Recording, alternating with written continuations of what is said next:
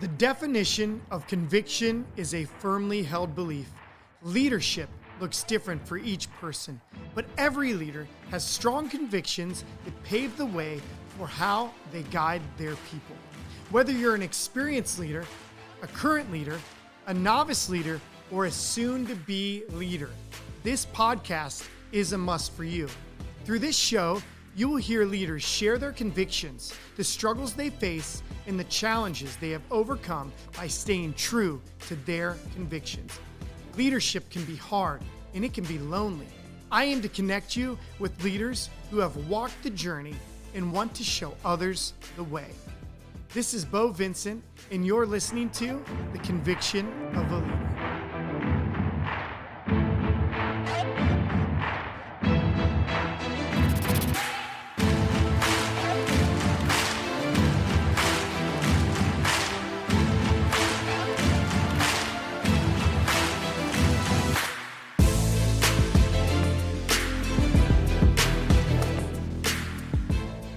Welcome back to The Conviction of a Leader. My name is Beau Vincent, your host. I'm super excited to be joined by Mike Daniels, good friend and fellow agency owner. Mike, welcome to the show. How are you, buddy? I'm doing very well. Thank you for having me. I'm excited to share my I journey. can't wait for you too. That's why I have you on the show. So let me introduce you to all the listeners out there. Listeners, before we go any further, turn on your notifications so that this podcast alerts you every time we have a new episode. Mike Daniels is joining us today. Mike is a distinguished leader in the insurance industry. He has significantly expanded his premium and his growth over the last, how many years has it been? 2009 to now? 15 years? So 15 15 years. years, Yeah. he's went from $2 million of premium to $22 million of premium collected, which is huge. He's also expanded his team to over 20 dedicated professionals. And out of the last 15 years, he's had 2 people leave to start their own insurance agencies as business owners and entrepreneurs themselves. So Mike has encouraged them, which has led to some great success, because I look at leadership not on what they achieve, but also on the team and what the team achieves from growth beyond them. Despite having some college education, Mike, you chose the entrepreneurial path, which is what we have in common also. I went down that path, but chose to decide to go down the similar path as you. And look at what fruit has grown from your experiences in the entrepreneurial world and deciding to go down a different path like a business owner and entrepreneur. Mike, you are passionate about community service and personal development. You're an avid baseball coach, and you are very active in your commitment to teamwork and mentorship. Mike cherishes his family life and his wife, Jill, and their 2 beautiful children, Colt and Lizzie. Whether in the office or at home, his leadership and devotion is evident to them, making him a respected figure both in the industry, in his business, and in his community. Mike, I'm excited to talk to you today. Oh man, thank you so much for the kind introduction, Oh, no. and I can't tell you how much it means to me to be able to highlight the journey that some of the people that have worked for me have achieved, because it's really critical in from a leadership perspective to have people that we work with be So successful. true. It's not about No. us, it's about And them. it takes time in our journey to start to realize, because see, when I started a business or thoughts of starting a business, it was kind of about me. And the more that I became evident of my true calling and leadership and what it really meant, it changed from being about me to being about them. And I wanted to help other people find their way and find who they were created to be also, because there's nothing like finding your true calling and passion and identity. And I think that's the true call of a leader. And kudos to you for, growing to the size you're at today. But more importantly, it sounds like you have grown or are given the avenue for others to grow their career and their financial income, personal, professionally also. So, Oh, absolutely. And it's funny that you mentioned that. I go back and look at, the early mhm. days when I had 2 million in premium, everything's super tight, and every day and every decision is, how am I going to Wow. survive? Yeah. Yeah, I've got employees. How am I going to survive? How am I going to grow this thing? How am I going to grow income? How am I going to pay the bills? Those kinds of things. And as you grow, as you're able to grow and build a different kind of business, you start to realize this thing, like, I now have enough. This should be about other Yeah. people. And I talked to agents early on that were very opposed to encouraging people to go and start their own thing. Why would I do that? Why do I want to encourage them to leave me? They're a big reason why I'm here. Well, when you go back and really think about it, if I could hire 10 people that were going to go on and become Mm-hmm. agents and have their own businesses, and that were at that level Yeah. that I could coach, train, and teach, where would my business Whew. be? And that was my thought Yeah. process first time I sent somebody and said, "Hey, you need to go pursue this. This is something you're interested in. Go pursue this. Let me help you get there." Right? And I've had another one do that. If I had 10 of those, my business would be Oh yeah. way bigger than it is 22 would today. be 44 maybe. It's amazing. Maybe, You yeah, just right? don't know, And right? and so that's absolutely right. And so early on, we're very Mm-hmm. self-centered. We're thinking about us and how are we going to provide for our family, and but it quickly changes. And so it was funny that you brought that up, because that's my mindset. Is it quickly changes to, I've got what I need. How do I help other people get to where they need to be?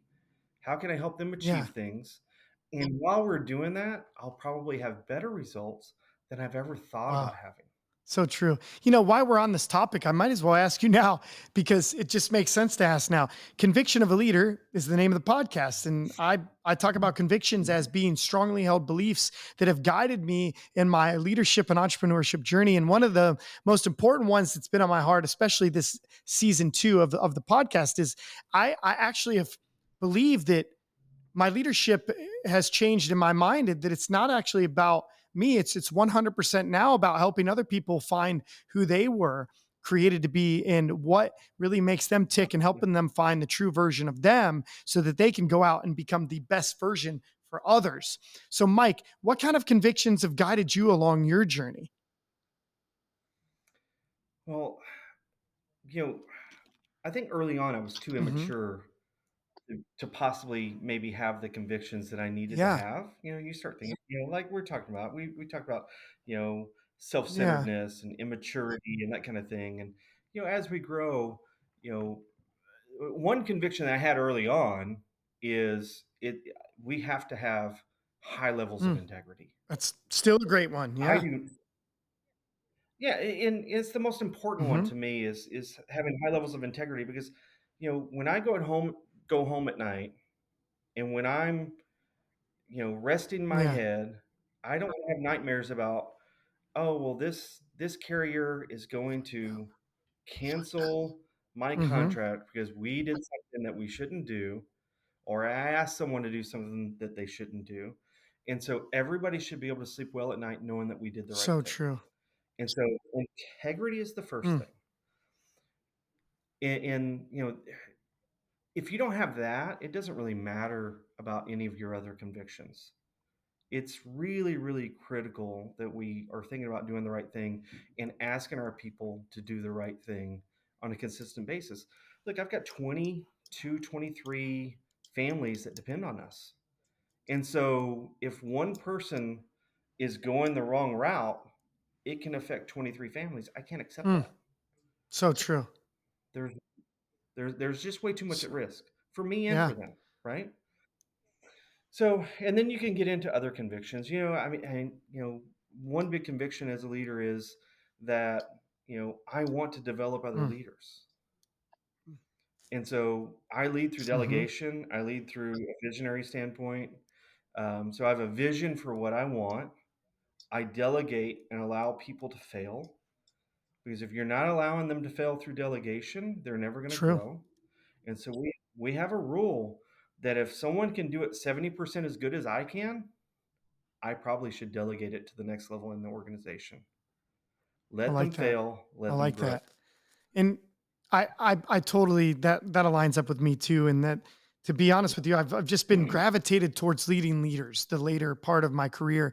18 years of management, we'll call it leadership, but authority titles for 18 years now. And I slowly learned that I just am so pulled and gravitated towards leading leaders. And it takes a different level of a leader to lead other leaders. And I love that was something that you're called to because it resonates with me. And I've been blessed to start a leadership academy in partnership with a consulting agency. And it's something that I wanted to do though for over 10 Yeah. years. And I've written this down. I mean, the next guest I have coming on today, you'll have to listen to that too, because him and I talked about it over 10 years ago about this leadership Mhm. academy and steps to leadership. And, when it becomes less about you and more about them, it turns from a fear to a love. I have love for people and love for them finding Yeah. success, not a fearful of like, if I delegate, if they're going to fail my business and let me down and it's going to cost money or this. If I train somebody to be a great leader, will other people decide to follow them and not me? Will they become my competitor, buy another agency down the road? That's fear. When you learn to lean into love of people and love for what you've been called to do, it just changes your journey and your path. And when and why did your journey start in insurance and as an entrepreneur in 2009? What got you to that point? You know, That was yeah, easy. That was easy. easy. So my uncle was an agent for Okay, Allstate. okay, cool. Started in the mid '80s. Was a booth agent, if you're familiar with Yeah, that, and then maybe '88, '89 had to open their own shop, and he did it for a lot of years. And I'm born in '75, so as a teenager, I saw his success, and I told him, I said, one day you're going to retire, I'm and I'm gonna going to do buy your this. Yeah, your business. I'm going to buy your business from you. And he'd roll his eyes like, sure okay, you are. okay, well, okay, that kind of thing, right? And so every year after I got out of high school, I was always, we're, family's pretty close. So I would talk to him, how's the business? How's everything Yep. going? That kind of thing, and just kind of stay in touch. And he would share little tidbits about things that he was able to accomplish and things that he would do. And, and as he got closer to the retirement age, I'd call him and say, are you ready? And he's like, well, my daughter might want to do this. Well, she's got 3 kids at home and her husband's very successful. And I've talked to her and she doesn't seem to really Yeah, want it.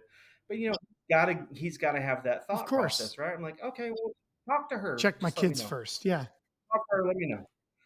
And then one year I called him and he goes, Mike, I'm tired. I lived in Colorado at the time. I grew up in Texas. I lived in Alaska. I lived in Colorado. And, he was an agent in Houston.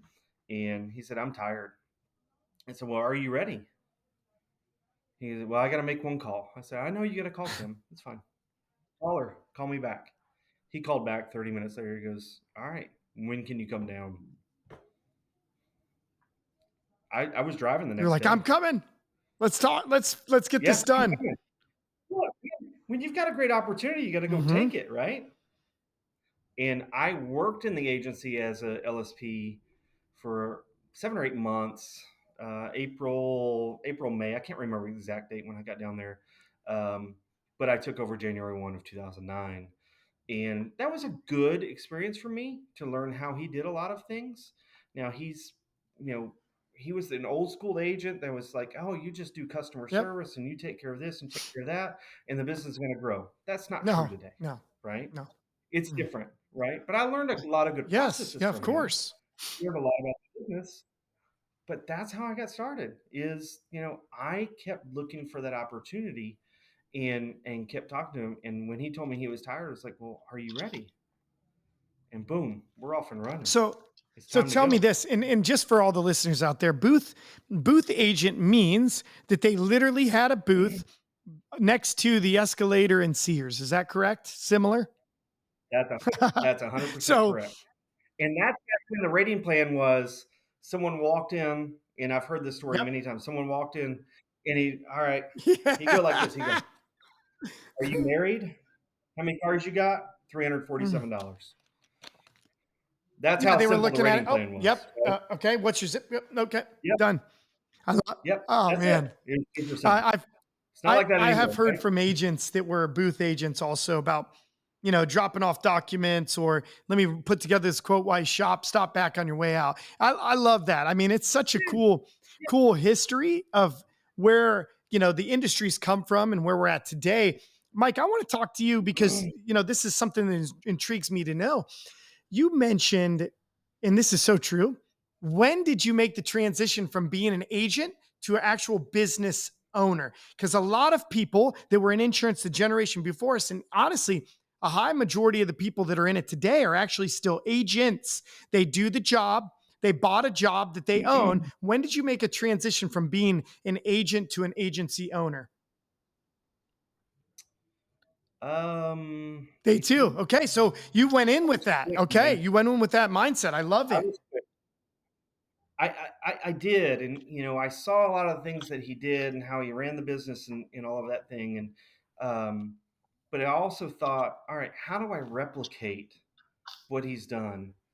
And the original thought process was, all right, if I can make a few $1,000s here, and then I buy another one next door or down the road and make a few $1,000s there, and then all of a sudden we got like 9, 10, or 11, 12 of them. That was the initial thought process, Oh, right? But yeah. Allstate wasn't going for that. No, but that would have You been know, awesome, right? um, but, but I was Yeah. just thinking, like, that's how my mind was working. It's like, how do I replicate the income? How do Mm, I replicate the business? How do I continue to yes. grow in a meaningful way? And we found other ways to do it, even though Allstate didn't allow me to have 12 offices like I thought. I was like, man, maybe one day I can have 200, Yes. and, Be a minority owner.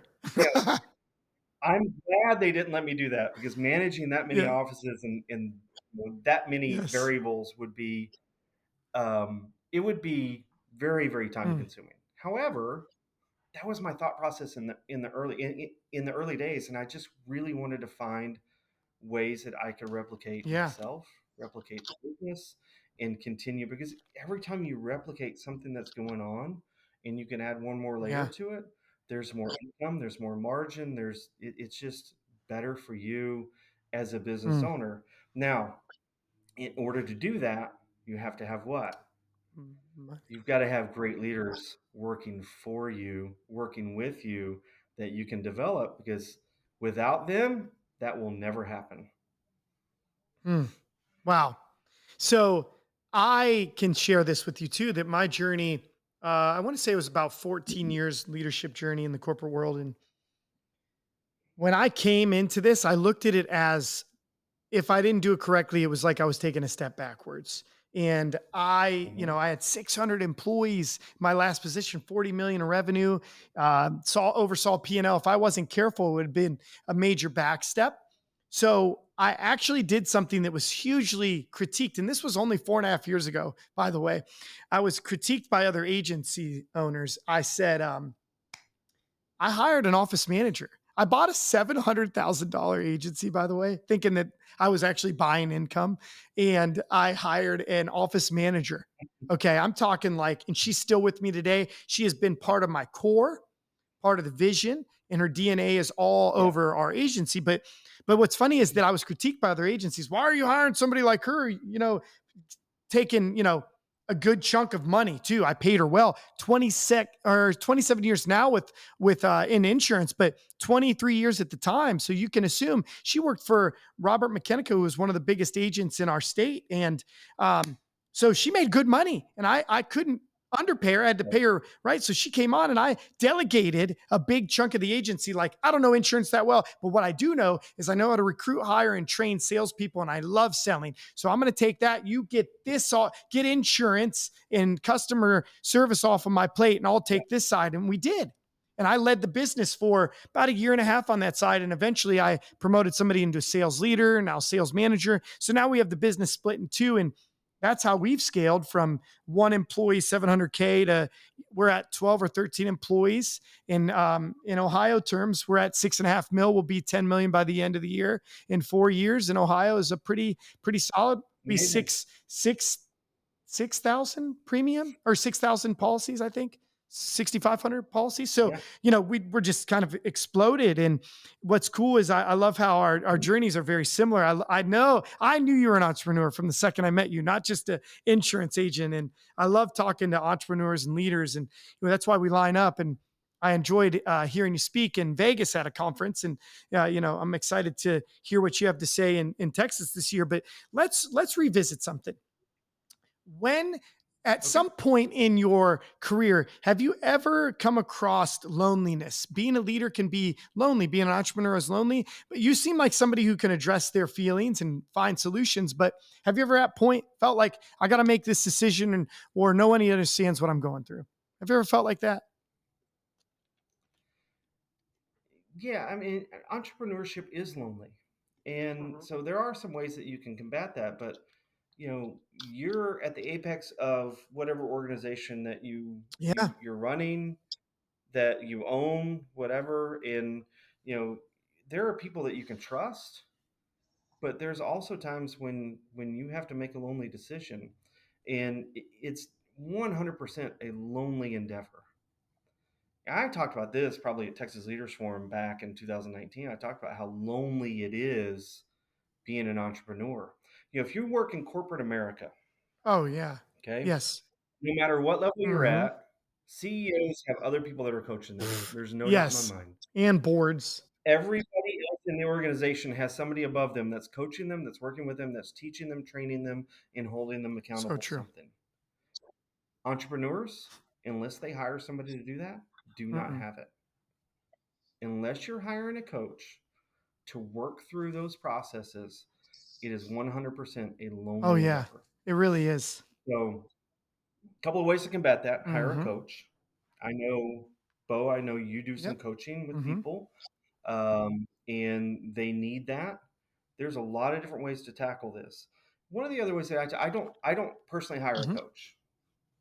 It's not something I do, but I do have a group of 6 Nice. agents that we are in a text chain that goes constantly all day, Hmm. every day. And we are constantly communicating with one another. And then, we also have calls with each other. So we're kind of coaching each other. And, a lot of people will call that a mastermind group. And sometimes people pay for that, right? They'll pay for a mastermind Oh, group. yeah. It I'm getting will. it for free because I'm aligned with people. And then I will spend as much time as I can taking calls from other agents to help them with problems in their business, because I have found that every time I take a call about somebody else's problems in their business, it helps me solve other problems in mine. It makes me Isn't think that so about true? problems that may not have come up yet. It makes me think about, all right, this is what we're doing today, but maybe based on what you're telling me, maybe this is not the right solution. Maybe I haven't thought this completely through because your problem is getting a little more complex than where we're at, right? And so Yeah. that's still mastermind group talk right there. And so I think it's really, really I important love to that. have those types of groups and have people in your circle that you can talk to at any time about anything. And the most important thing to me is, like, every time I've helped somebody else, it has helped me. I love that. You know, I- we could talk off air. We don't have to talk about it right now on air, but I love, I could almost guess some of the friends in that group because I know you have some very solid friends, and we know that our closest friends essentially we become a representation of our what, 4 or 5 closest friends. And I actually have a text group very similar to you. We call it C8 or Crazy Eight, and some 7 other people that are some of the best agency owners with wisdom and power. What I mean power, not power from a control standpoint, but just powerful people that are so driven, that have helped make me better in the last 2.5 years. And actually, I don't know if you saw this, but we're starting a conference too. It's more of like a mastermind conference in Scottsdale, Arizona, in June, and it's less about us and more about them. It's slightly different, but yeah, it's cool how that's evolved. And we're not trying to create a business out of this. It's just that, wow, we've gotten so much from it. Can we share that with people? And like you said, and I hired a coach before I became one, and it is what I had. Yeah. I don't have a coach currently.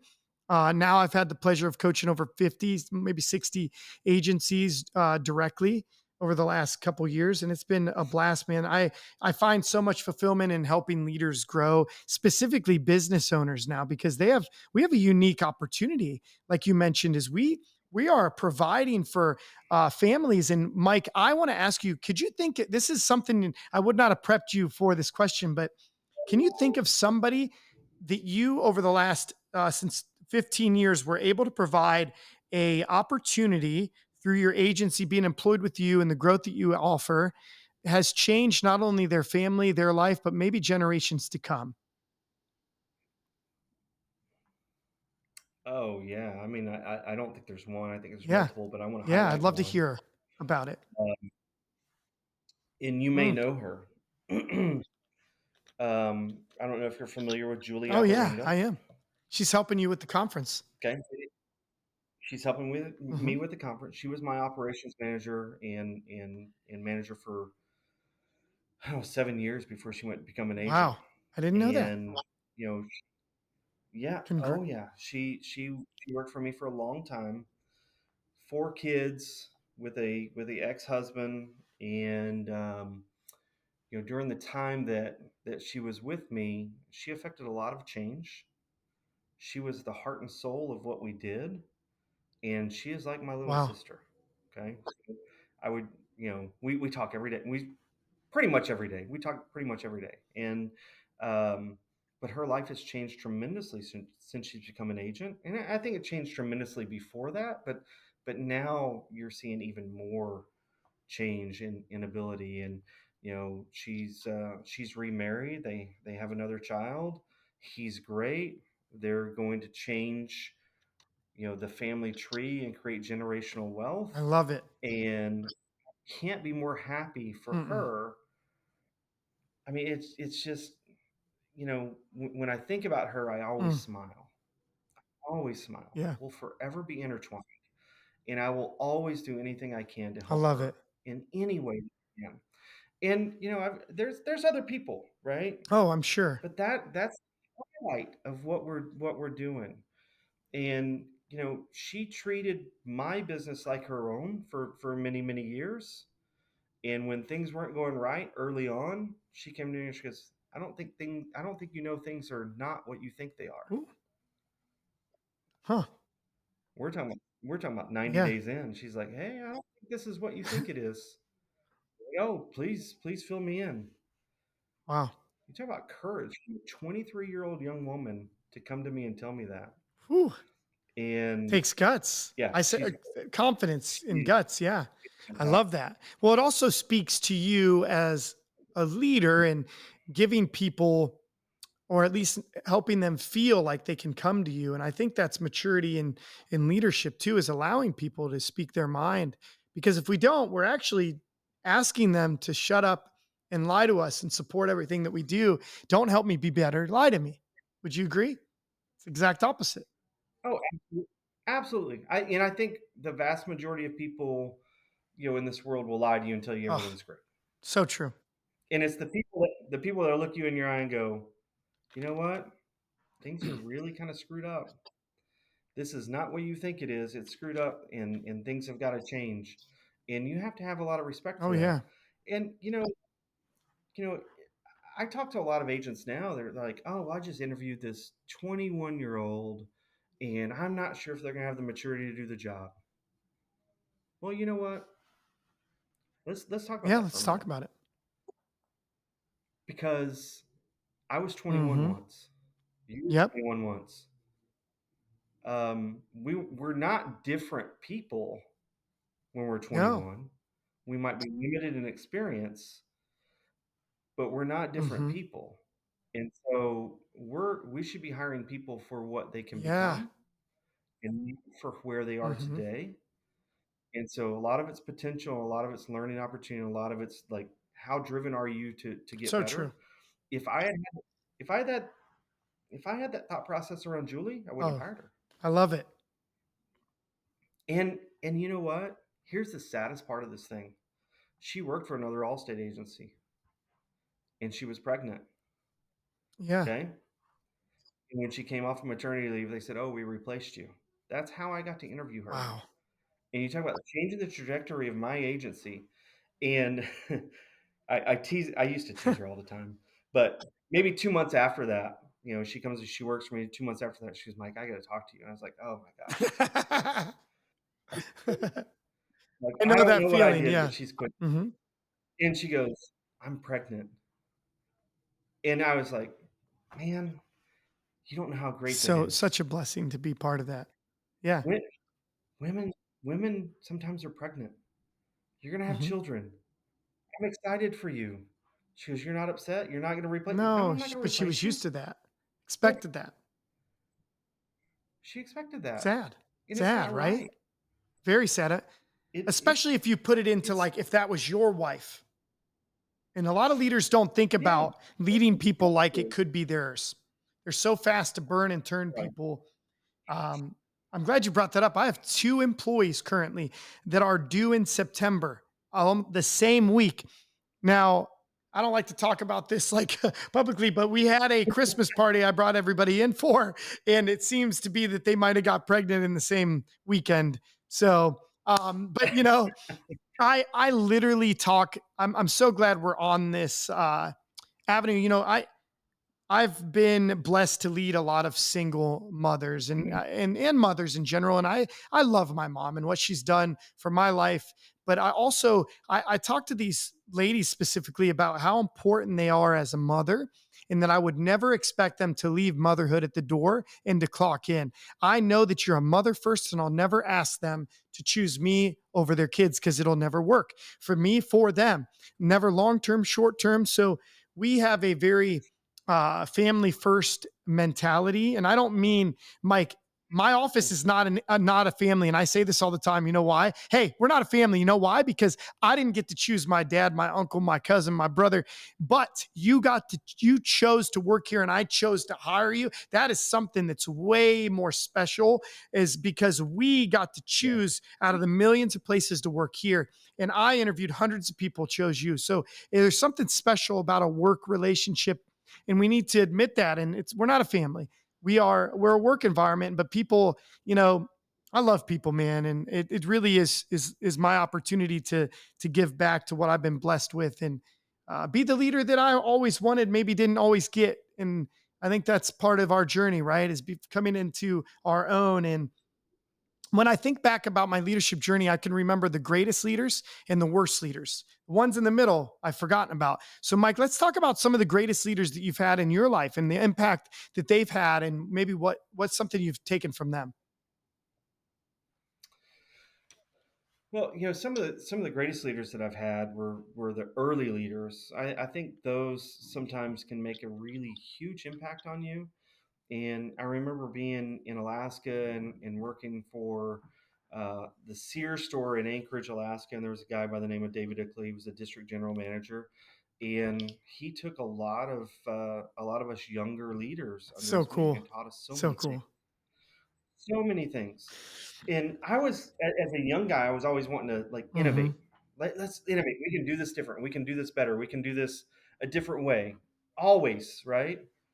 And the biggest thing that he ever taught me, and he taught me a million things, but this is so basic and it's so important, was he would talk execute the basics, execute the basics, execute the basics every single time. Execute, execute, execute. And when your execution is perfect, Then you then you can innovate. think about innovating. So good. That's Yes. that's great advice. Because if you're not, look, if you try to innovate and you can't execute, it doesn't really matter, right? Absolutely. So let's work on the execution of what we're trying to do. Execute, execute, execute.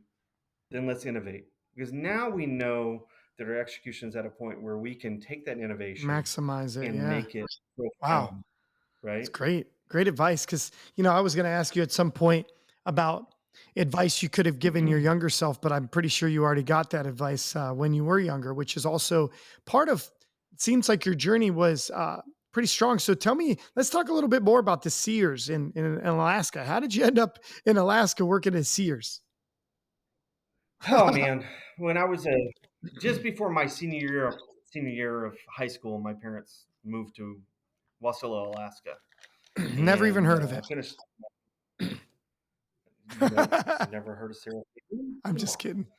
Um, but yeah, I mean, so I wind up in Wasilla, Alaska. I graduate high school. I'm going to go to college. I'm going to University of Alaska in Anchorage, and I'm looking for a job for Of money, course. right?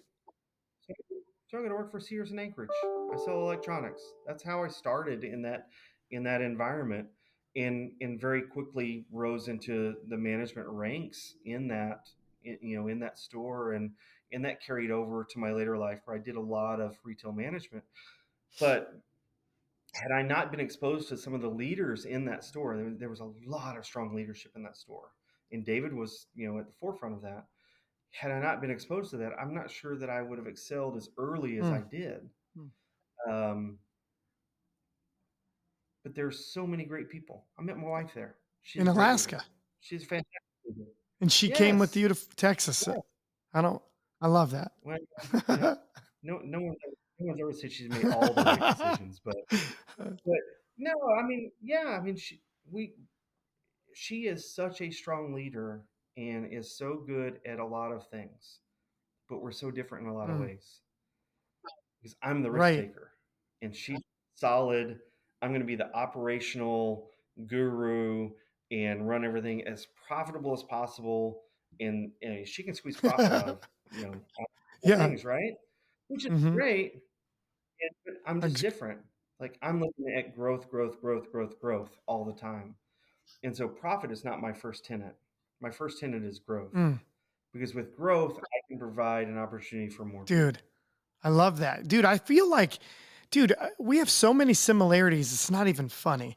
You know that I started as a sales associate in retail in high school, rose to the top of the ranks for sales, right? And sales back then was completely different than today. If you've walked into a mall recently or a store recently, it's lack of customer service, let alone salesmanship. So, but it's funny because by 21, I was a general manager of a store in the mall. And by 27, I was a district. And from there grew even to regional multi-state, which is funny because I love hearing that you have had a similar path. And also my wife is a phenomenal balance to me and my life and our family. And she is, I don't want to say frugal as a negative connotation or a word, but my wife is able to squeeze a lot out of little, because her dad worked his butt off as a pastor and a preacher of a very small church. And he made 30 G's his entire life with 9 kids. So she learned a different way than I learned. And she's been able to bring that to our family. And honestly, if it wasn't for her, I know for a fact I wouldn't be where I'm at today or the person I am today, because she's made me just such a better person and reflector. She's my mirror a lot of times. And I just love her, and I can appreciate her. How valuable and important is it to have somebody that's a backbone like your spouse as a leader? It's incredibly important, and having that balance is really really important because I would just go all in growth, and I probably wouldn't eat. It'd be one of those things like, no, but we could Yes, grow I would more, be right? working way And more. Yes. yeah, um, and but having that balance, and she's a real estate Mm, broker, so she's running a big business herself. We're just different, and that's okay. There's nothing wrong with that, but she balances out sometimes my overly ambitious yes. self where I would just bet all the money on business ventures all Mm, the time. And, I mean, at some point, enough's I enough, right? totally agree. I Um, actually do. Hmm. right. And so you have to think about that. And I'd rather, I like betting on Hmm. myself, but I want to do it in a meaningful way that I can, provide opportunity to other So good. people and not risk what we're trying to do for other I people. totally agree. And being a father adds another element to that. And a spouse is that, your risk has to be calculated, but I still love taking risks as you do. But they're a little more calculated than they were in the beginning, as far as like we've built something Yeah. that's not just for me. It's for the team. It's for my wife. It's for my kids. Like, so the gravity of our risks has a different feeling than it used to. And I think I take some I find so much fulfillment in having the opportunity to decide those risk taking and how they could impact people for the better. And I think it's important Yes. that we continue to take risks, not only us leaders and entrepreneurs, but people in general. If you play it safe your whole life, you will be unhappy. If you never take a risk, if you Yeah. didn't take the risk of just speaking to your wife and maybe asking her out, where would you be today? So it's funny because each thing in life that's worth it had to take a risk to get there. Or did she speak to you? She she asked me. Are you about to tell me that your wife found you? Let's hear. Well, she asked me out, but, Oh, well, um, you you are a know, catch, Mike. but oh, yeah, 100%. No. You know, we've talked about coaching Oh baseball, yeah, and I right, a little coach bit. too. So Yes. I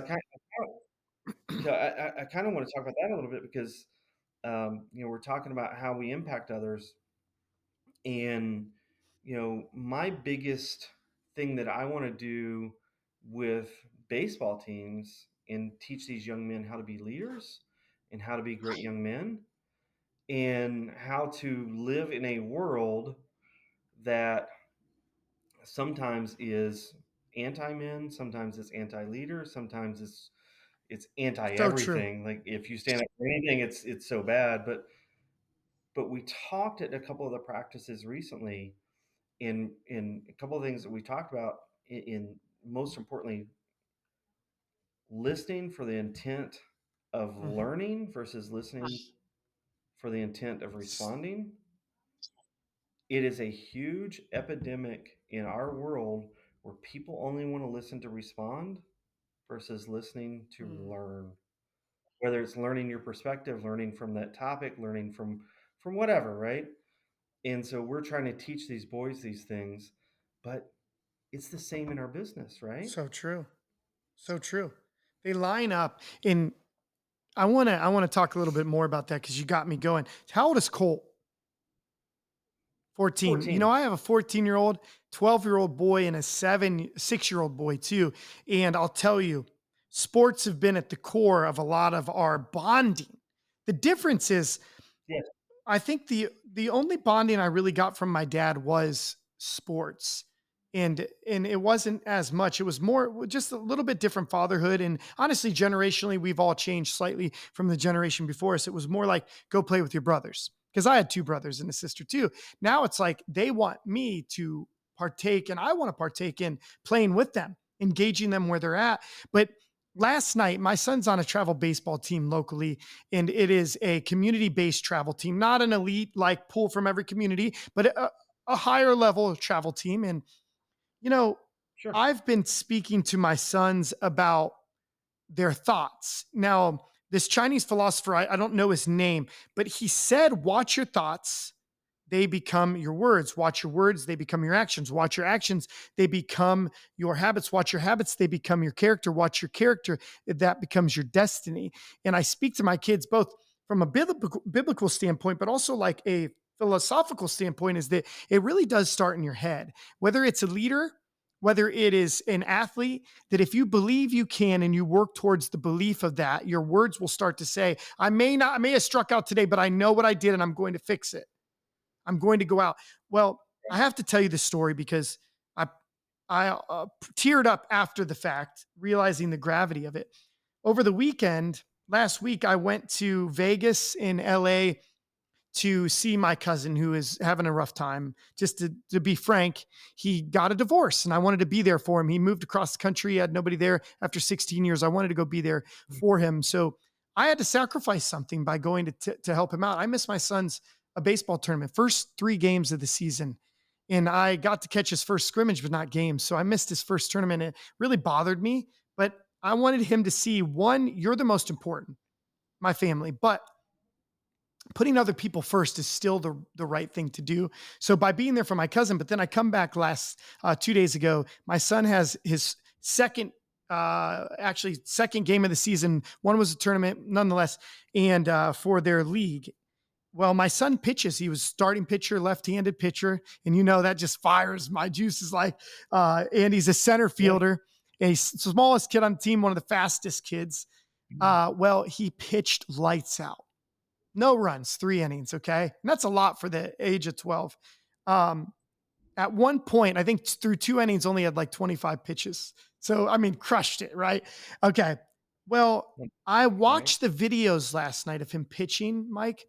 And this is what I want to say is that as a leader, a father, he threw a strike, struck somebody out, and I was recording and I said, "Yes!"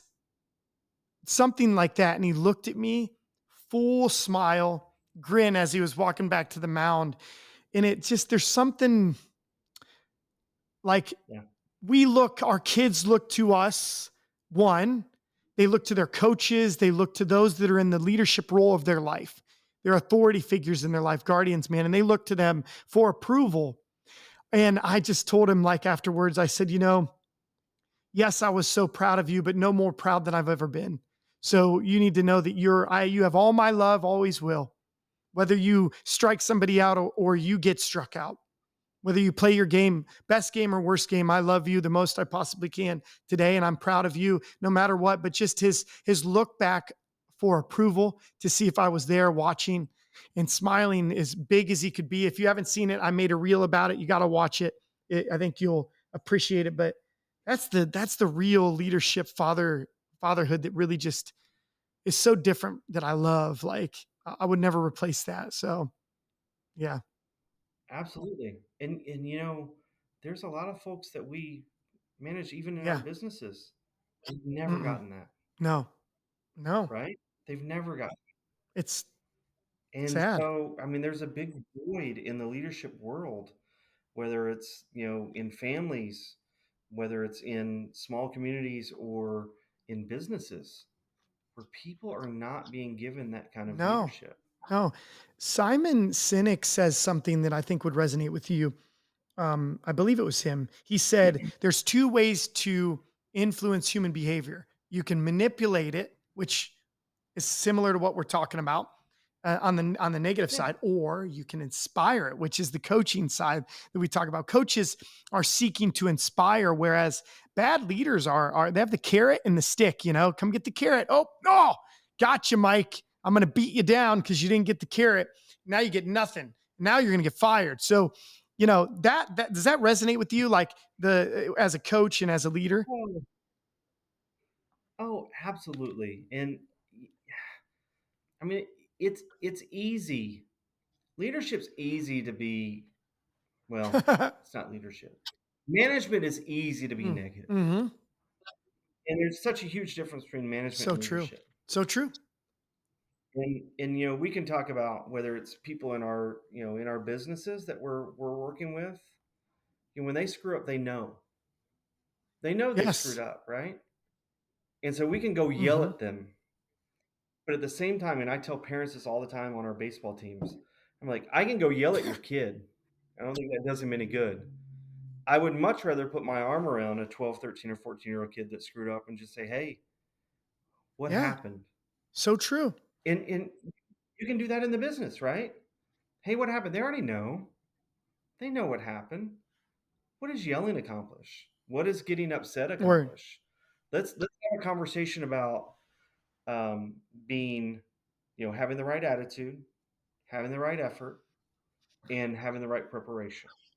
Because those are the three things that are truly in control for everybody in this world. Is you can control your attitude, you can Yeah. control your effort, and you control your preparation. I love that. That's good advice. You know, Good advice. in baseball, they're going to make physical Oh, yeah. mistakes, Oh, yeah. right? Absolutely. In our businesses, they're going to make mistakes. It might not be physical, but it might be, just maybe not working through, a talk path that they should have Yes. worked through, Yes. right? The middle mistake is not being ready for the situation, not doing the training prior, not knowing what the situation may be. Mhm. That's where you have to be a little bit upset is with the mental mistakes of it. But yelling, screaming, getting upset, not doing any good for anybody. It's more, hey, let's talk through the Right. process. Right. Process is key. Let's talk through the process. Let's find out what's going on and what happened during this process that didn't Mm, allow you to mm. succeed. So true. That it doesn't happen to you And again. and I have the saying that actually numbers, and a lot of people don't understand this or maybe get this, or it takes a long time for them to understand, but numbers and metrics are actually a measure of habits or a lack thereof habits. So a pitcher that can strike Yeah. out people Our batters has good habits. Somebody that's struggling, maybe a habit is off. In the middle of the game, Mike, you know, my favorite thing for parents to yell, and I'm being sarcastic, is come on, throw a strike. One more strike. You don't think they don't know that that is the whole point That's of, the goal. of Yeah, pitching? And that's if the it was goal, as easy right? to just throw a strike that no one could hit, then everybody would strike out. It would be Can you imagine the salespeople in your organization if you're standing over their shoulder? Come on, just close the just deal. make a sale. Come on, And you're, just make a sale. Figure it I've out. never You I've can you I've never imagine? been able to say that to somebody and they ethically were able to do it by just saying it to them, right? You know, they'll find ways just to do it, but it doesn't mean it'll always be ethical. So I learned a long time ago that we need to manage and look for what habits are off when we see the indication at the end. Yeah, Is there a habit that's off? And it's hard to fix it in the middle of that. Sometimes it's to encourage them that we've done this. You know the training. You just have to stop for a second, take a breath, think about what you know. My son on the mound, take a breath, right. think about what you know, think about pausing and striding correctly. You know what to do. I don't have to yell that out loud. He knows. When I say to him, take a breath, he thinks, he kind of hums a song and he gets back into it. And it's encouraging. But our staff, you know, on this side, you know, I talk a lot about Mike leaders being more like doctors, that we should ask questions to find the diagnosis versus say, I know what the problem is. Your stomach ache is actually a tumor, and we're going to remove a tumor from your stomach. But no, doctors actually ask a ton of questions, do research to find out what is the diagnosis and how do we treat it. Most leaders forget that you don't know everything. You need to ask more questions to find out where the mishap is so that you can give them the correct treatment and training to help them not fail in that way again. You know? And it's funny you say doctors, and my thought is Mm, psychologists, I like it. right? So I've always thought like we're psychologists to anybody Oh we're yeah. coaching. We're trying to keep them in the right mental space. We're trying to make sure that we keep them positive and engaged in everything we do. So if we talk about sales, Yes. sales is a Oh, psychology it game, 100%. right? It's a psychology game. Leadership is what? It's a Psychology. psychology game, Same thing, actually. right? So so if you can start to really think about things from a psychological Mm. perspective and keeping people positive and teaching them ways to influence Hmm. people, you can unlock incredible Dude, results. love it. And I think the other big deficiency that we have in this world is that we believe that leaders are Mm. born and not made. And I would challenge that assertion because I do believe that there are a lot of people that may not be leaders because they've not been exposed to Yeah. good leadership. Or the right They're at environment home. or encouragement and opportunity, right? Correct. So true. So Correct. true. You know what lines up with me, and you might have heard me say this before, but I believe that in order to make a sale, you have to be known, liked, and trusted. But to be a great leader, they have to know you, like you, and trust you also, which is a psychological pathway that I have to introduce before you trust me, you have to know me. Okay, before you, Yeah. and what's funny, if you think about some leaders that you might have had in the past, or maybe some people that have reached out to you because you're a pretty popular guy in the insurance world. I'm sure other people, LSPs, have reached out to you wanting to leave their agency to come work for you, and it's because one of the three things were off. They didn't really know their agent, and they weren't very transparent, or they didn't like their agent, or they didn't trust their agent. If one of those things are off, people will not stay, will not work hard for you, and they will leave. And unfortunately, when you don't have no like and trust in your business, it actually hurts the person as much as it hurts you, because a lot of people will not work the extra at all. Well, not even say mile, extra inch, if they don't like you. If they know they're going to make money, Right. they know that. They kind of have trust there because they know that you always pay what you say. But if they don't like you, they stop. They're done. So you don't Right. have to seek to be liked. That's the difference that I want to explain here, right? As a coach in baseball, as a leader, I'm not seeking for each kid to like me. What I'm actually seeking to do is to treat people fairly and listen to them. That's it. I don't need to make the changes they suggest, but I need to listen to them, like you said, to understand, not to respond. Just let them know my ear is here to listen. And Mike, do you know Justin Harkle? He has this saying, and he learned it from somebody else. I do know He Justin. says, "Do you want me to feel this or fix this?" So he'll let people Right. complain, but he needs to know: Is this? Do you want me to help you fix this, or do you just want me to feel it with you?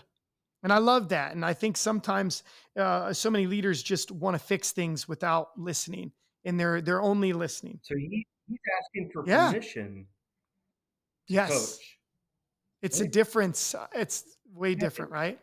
that is that is beyond incredible because Great so many advice. people they hear things and they just want to go, hey, hey, well, this is what I'm Yep. gonna do. This is what I would do. If I were you, I'd be you know what? Sometimes they just want to be heard. Oh man. And sometimes they do want it fixed, but getting that permission to talk to them about it opens them up to Oh yeah. solutions. Yeah. So what do you think has been one of your toughest challenges in the last 15 years for leadership, entrepreneurship? Have you run into any challenges that have really maybe took your breath away for the day or even longer?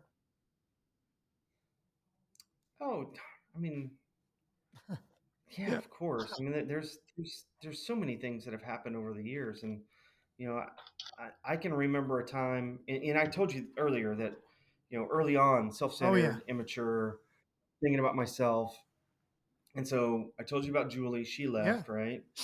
Well, the person that is now running my organization as my VP of operations, her name is Amanda Mims, and she worked for me day one, Wow. 2009. Okay, she left a few years later, like 5 years. I think she was there for 4.5 or 5 years. Anyways, she had an opportunity to go do something else. Well, that opportunity came up because of my actions, not necessarily because of her. I mean, some of it was her, um, but because I had put together pay plans and different things, and there was a time when she was making more money than I was, and I was like, "Hey, I got to adjust this." Pride, Mhm. right? Pride Oh yeah. kills. Wow. And if I had not changed anything, we would have grown a lot faster. But when I changed the pay plan to better reflect what I thought it should have been, she started to look for other opportunities because she felt like she couldn't trust me. And we've had this conversation. This is not going to be a shock to her to hear this because it's something that she's Hmm. told me, and I'm sure she'll see this. But she felt like she couldn't trust me. And so when Julie was leaving to open her agency, I called Amanda. She was the first person I thought of to come and run the organization. And she's like, "Yeah, I think I'm good." It's like, just come meet with me for lunch, right? And she's like, I'll do that for you. She's used me for reference before. I've always treated her well. I'll always Hmm. treat everybody well. Um, and we met, and then a week later, so you know what? I'm good. Okay. Okay. It's like, well, I'm gonna have to work a lot more. It's fine. It's fine. It is what it is. And she was in um, she's in the real estate business, right, at the time. And the real estate business has gone through some struggles. And a few weeks later, she calls me and goes, "Hey, I'm rethinking my decision." I was like, "Oh Yep. God, God!" And she's done a phenomenal job. But I can tell you that some of the struggles that I've had is because of my own Mm. immaturity and my worry that someone's going to make X number might early on. Hey, you know what? I don't know if I should pay a salesperson 100,000 a year. Yeah. Well, I've got several that make Right. that now, and I have no problem with it. And I'm excited because now I know from a maturity perspective that if I can get 20 or 30 or 40 people making 150,000 a year, I would be great. I'll be just fine, right? I want them to make that kind of money. I want them to be successful. I want things to go well for everybody. But early on, I was way too immature to see it in that light.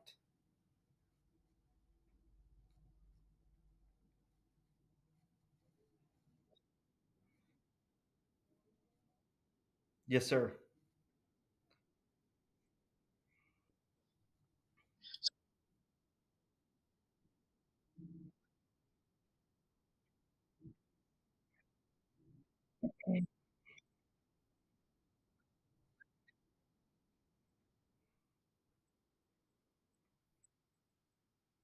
Well, I've got a few. So Texas Leaders Forum, I want to grow that. I want to be able to, create effective change for a lot of agents so that they can attain freedom and attain, higher incomes for themselves and to grow, their businesses.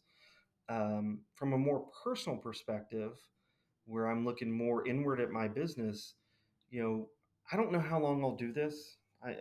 10 years definitely is the plan for now. It may be longer than that, but I would love to launch five, six, seven, eight more people into agency ownership down the road, and that to me that's a real legacy for me to be able to put people and find people that can go and do that and help them get to that level. And we're going to have a lot of people that work for us that don't have that. They don't want that risk. They don't want that the heartache. They don't want that. I want to be able to provide a really great environment for them to provide for their families. And so that's the most important thing to me is being able to provide great opportunity for people. If I can provide all of that, I'll have more than I'll ever need. And I think that's a Napoleon Hill um, thing where you talk about kind of the white glove service. Like if I give you everything you need, I'll have everything I ever wanted, right? So so that's it took me a long time to kind of come to grips with that. And I think that's really, really important to kind of have that perspective on helping other people. Mhm.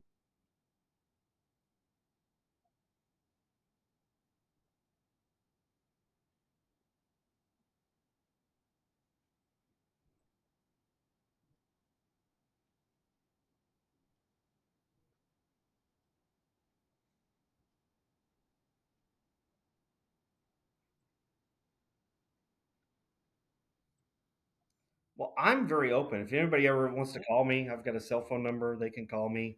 You can post it if you want. My cell phone number is 832-253-6688. Give me a call. Like I don't mind talking through anything with anyone at any time. Sometimes I get busy and it might take me a day or two to get back to people, but I'll get back to everybody. And further, I don't do a whole lot on LinkedIn. I'm on Facebook pretty regularly. You can find me. It's just Mike Daniels, and I'll send you links for my personal profile for people to contact me. But yeah, I mean those are the two easiest ways. And I'm looking forward to helping more people achieve the things that they want to achieve. If I can help in any way, please let me know.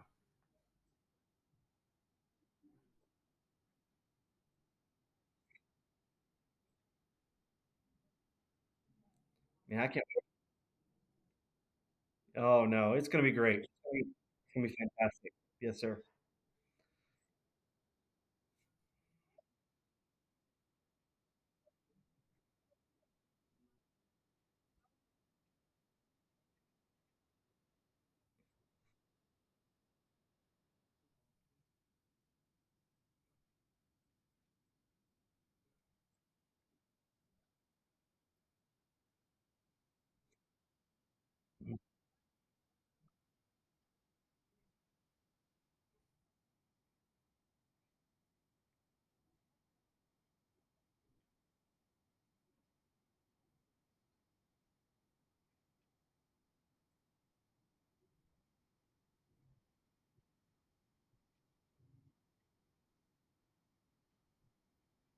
Bo, thank you so much for having me. I really appreciate it. Yes, sir. Yes, sir. Thank you.